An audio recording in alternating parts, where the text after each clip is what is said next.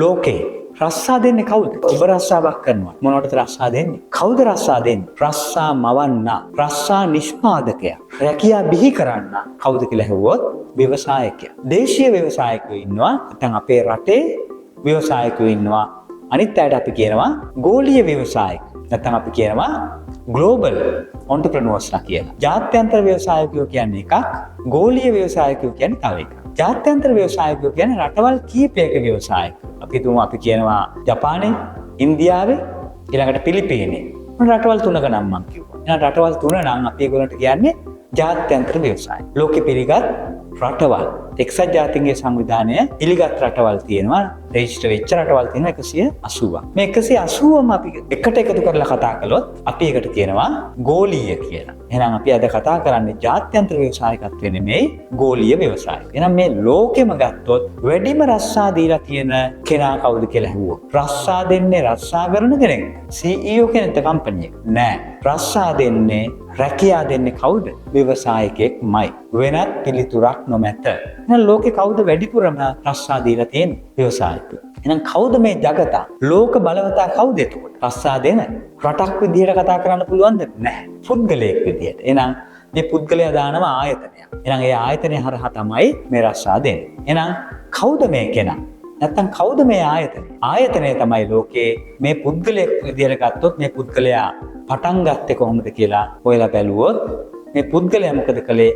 ගෙන්ගෙට ගිහිල්ලා කිරි විකුණලා ඊටාම පොඩි මට්ටමකින් පටන් ගත්ත පුද්ගලයෙක් තමයි මේ ව්‍යාපාරයේ ආරම්භකයා. ඒ ගෝලීය ව්‍යාපාරේ නම තමයි වෝල්මාර්ට්. මේ වෝල්මාර්ට් කියන ව්‍යාපාරය චිරාත් කාලයක් පවතිනවා සහ අනාගතයේදී පැවතුණු ව්‍යාපාරයක්.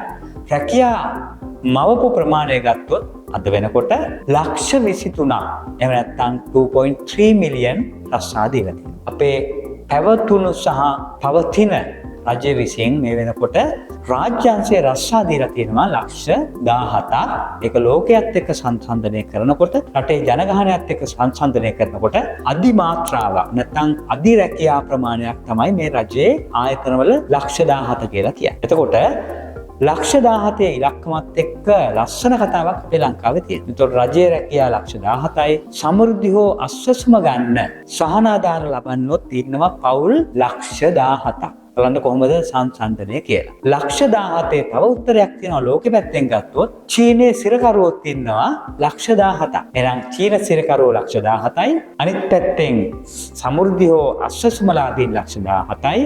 අනිත් පැත්තෙන් රාජ්‍ය සේවකයෝ ලක්ෂ 17යි. දැන් මේ 17 ඉලක්කම අපිට හරි වටිනවා. ඒ නිසා මේ නම්බර 17 අපේ රටට වටිනවා වුණාට ලෝකෙ එහෙම නැහැ. දේශපාලන හිතවත්කම් මත රැකියා දානවා අපි වගේ තවත් ඉන්නවා අඩු ආදායම් ලාභී රටවල්. නමුත් අපි දැන් අඩු ආදායම් ලාභී රටෙන් මධ්‍යම මට්ටමට පත් වෙලා තියෙනවා. මේ රැකියා ලෝකේ ලෝක රැකියාව ගත්තොත් ගෝලීය වශයෙන් වෝල්මාර්ට් ලක්ෂ 23ක රැකියා බිහි කරලා තියෙනකොට ඔබට පේනවා එහෙමනම් ලක්ෂ 23ක් කියන්නේ විශාල අගයක්. කළුතර දිස්ත්‍රික්කයේ ජනගහනයම ලක්ෂ 12යි. කළුතර දිස්ත්‍රික්කයේ වගේ දෙගුණයක් ලක්ෂ 24ක්. එක්ක ව්‍යවසායකයෙක් රැකියා දීලා. එහෙනම් කවුද මොහු? රැකියා මවන්නේ, රැකියා යන්ත්‍රයක්, රැකියා නිෂ්පාදකයෙක්. හිතලා බලන්න අපේ රටේ පුළුවන් නම් මේ ලක්ෂ 23 රැකියා මවන කෙනෙක් අපේ රටේ හදන්න.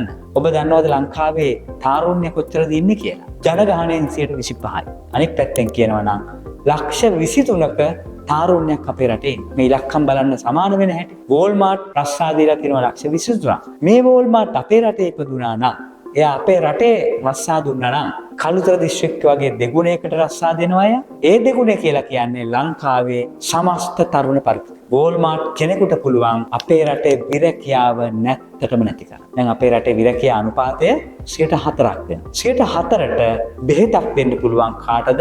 මේ වෝල්මාර්ට් කෙනෙක් වගේ බිහි වෙනවා නම් යමෙක්. මේ නරඹන ඔබ මේක ඔලුවට ගන්න. අඩුම ගානේ ලක්ෂ 23ක රස්සා දෙන්න බැරි නම් ඒකෙන් 101ක් දෙන්න හිතන්න. ඒ කියන්නේ අඩුම ගානේ රැකියා 200ක්. එහෙනම් රැකියා 200 ගානේ අපේ රටේ 100ක් හිතුවොත් රැකියා කීයද?